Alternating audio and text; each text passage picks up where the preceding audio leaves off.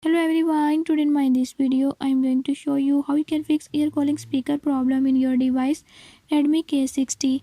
In this device Redmi K60 if ear calling speaker is not working, I'll tell you how you can fix it. Before I start, if you are new to my channel, don't forget to subscribe and press bell icon. Watch complete video and learn how you can do it. Let's watch.